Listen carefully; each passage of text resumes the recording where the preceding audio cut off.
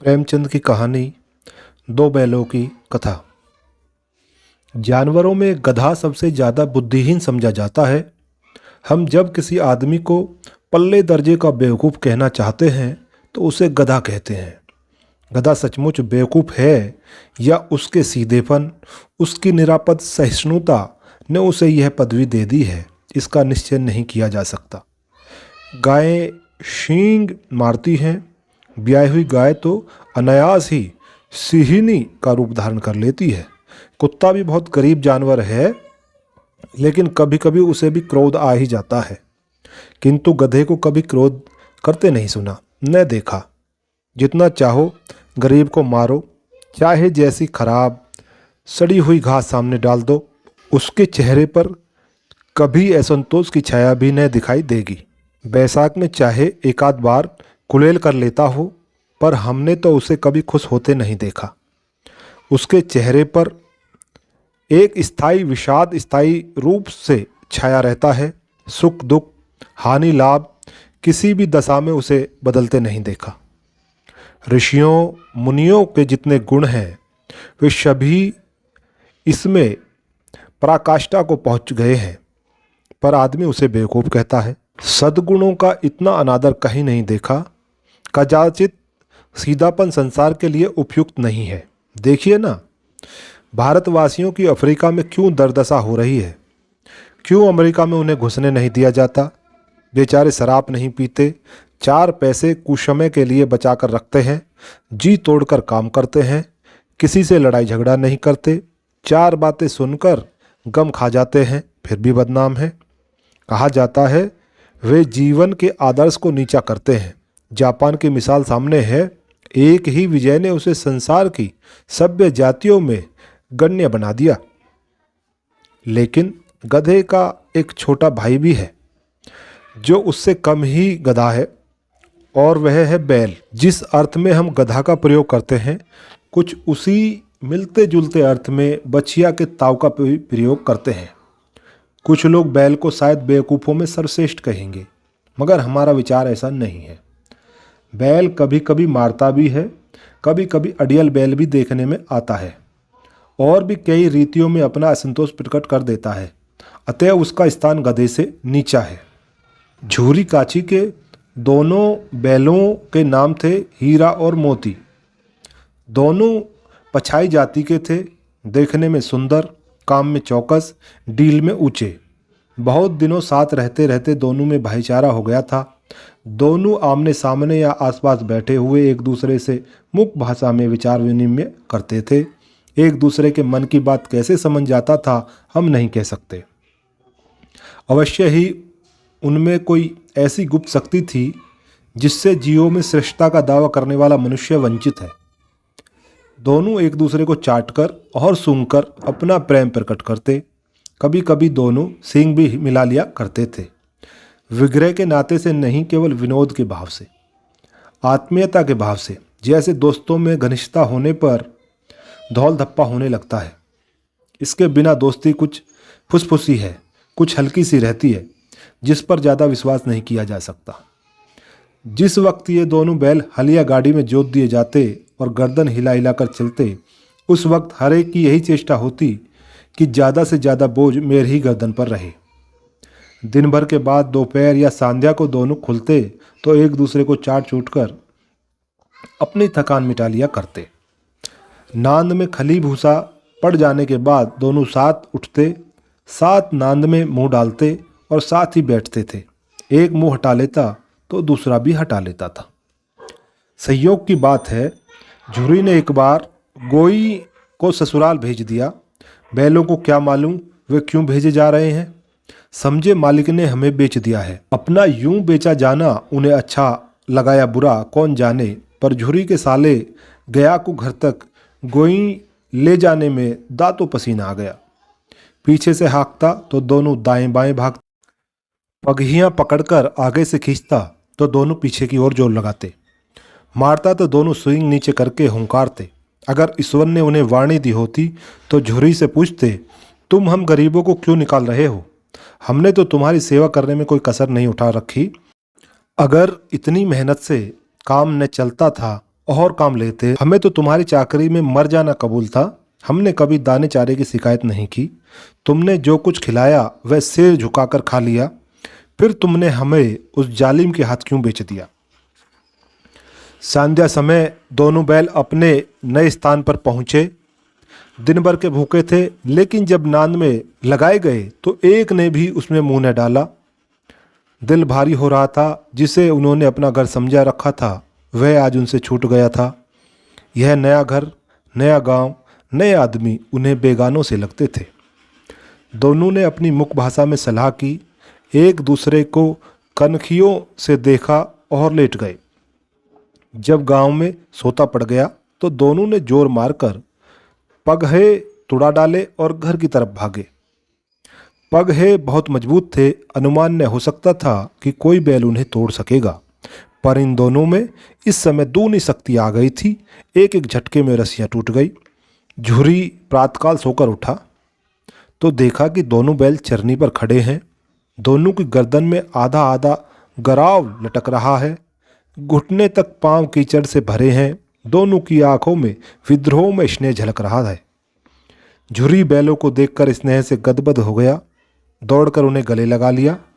प्रेम लिंगन और चुंबन का वह दृश्य बड़ा ही मनोहर था। घर और गांवों के लड़के जमा हो गए और तालियां बजा बजा कर उनका स्वागत करने लगे। गांव के इतिहास में यह घटना अभूतपूर्व न होते हुए भी महत्वपूर्ण थी। बाल सभा ने निश्चय किया, दोनों पशुवीरों को अभिनंदन पत्र देना चाहिए। कोई अपने घर से रोटियां लाया, कोई गुड़, कोई चोकर, कोई भूसी। एक बालक ने कहा, ऐसे बैल किसी के पास न होंगे। दूसरे ने समर्थन किया, इतनी दूर से दोनों अकेले चले आए। तीसरा बोला, बैल नहीं है, वे उस जन्म के आदमी हैं। इसका प्रतिवाद करने का किसी का साहस न हुआ। झुरी की स्त्री ने बैलों को द्वार पर देखा तो जल उठी। बोली, कैसे नमकहराम बैल हैं कि एक दिन वहां काम ने किया भाग खड़े हुए। झुरी अपने बैलों का यह आक्षेप न सुन सका। नमक हराम क्यों है? चारा दाना न दिया होगा तो क्या करते? स्त्री ने रोब के साथ कहा, बस तुम ही हो तो बैलों को खिलाना जानते हो, और तो सभी पानी पिला पिला कर रखते हैं। झुरी ने चिढ़ाया, चारा मिलता तो क्यों भागते? स्त्री चिढ़ी, भागे इसलिए कि वे लोग तुम जैसे बुद्धुओं की तरह बैलों को सहलाते नहीं, खिलाते हैं तो रगड़कर जोतते भी हैं। ये दोनों ठहरे कामचोर भाग निकले। अब देखूं कहाँ से खली और चोकर मिलता है। सूखे भूसे के सिवा कुछ न दूंगी, खाए चाहे मरे। वही हुआ। मजूर को बड़ी ताकीफ कर दी गई कि बैलों को खाली सूखा भूसा दिया जाए। बैलों ने नान में मुंह डाला तो फीका फीका, न कोई चिकनाहट न कोई रस। क्या खाएं? आशा भरी आंखों से द्वार की ओर ताकने लगे।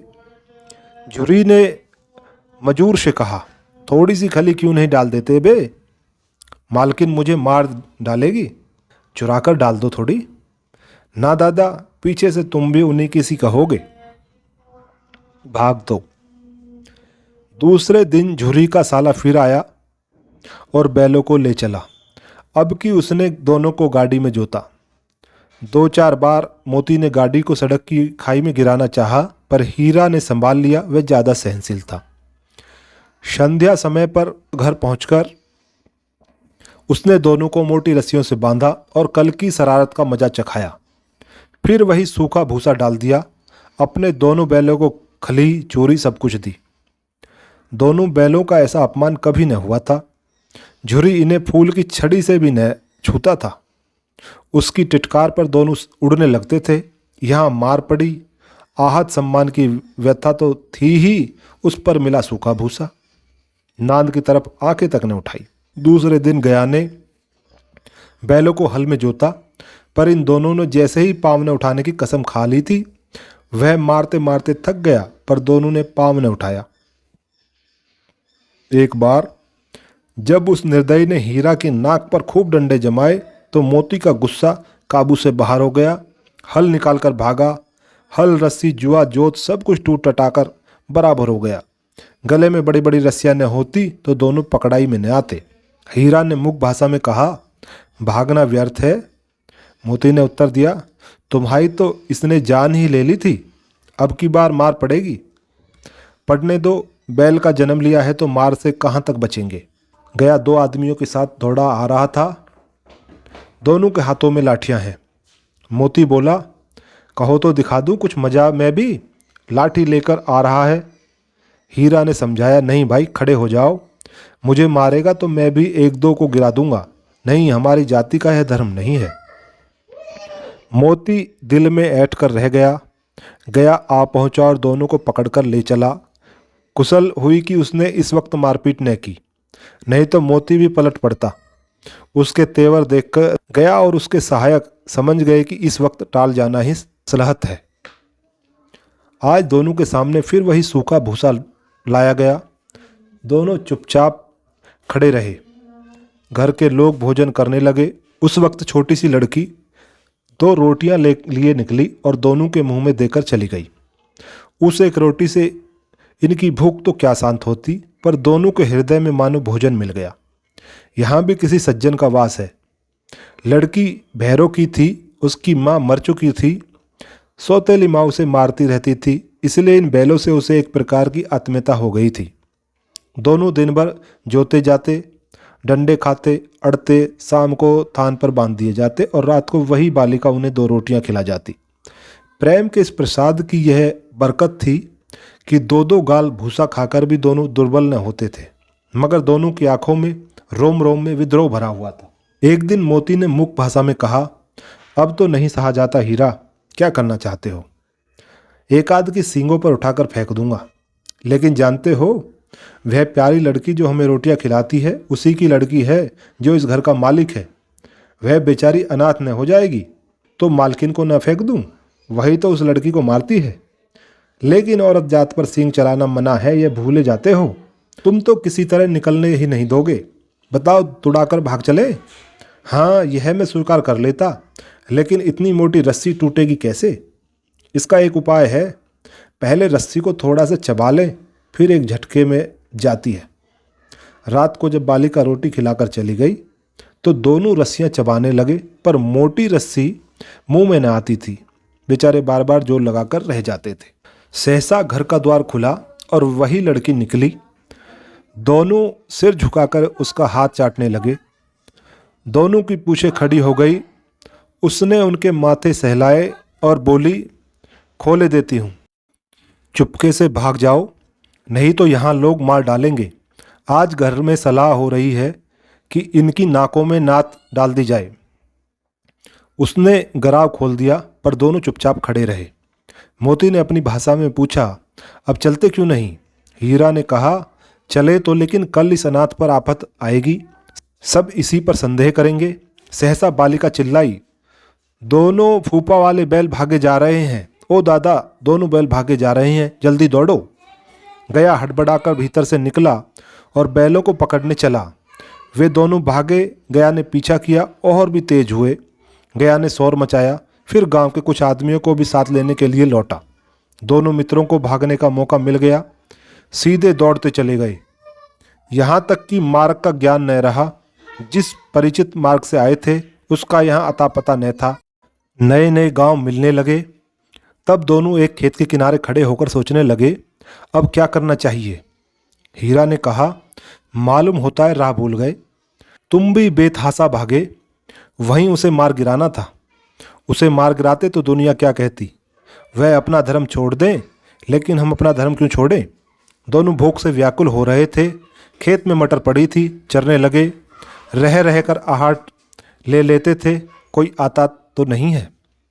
जब पेट भर गया, दोनों ने आज़ादी का अनुभव किया तो मस्त होकर उछलने कूदने लगे। पहले दोनों ने डकार ली, फिर सींग मिलाए और एक दूसरे को ठेलने लगे। मोती ने हीरा को कई कदम पीछे हटा दिया, यहाँ तक कि वह खाई में गिर गया। तब उसे भी क्रोध आया, संभल कर उठा और फिर मोती से भिड़ गया। मोती ने देखा खेल में झगड़ा हुआ चाहता है तो वो किनारे हट गया।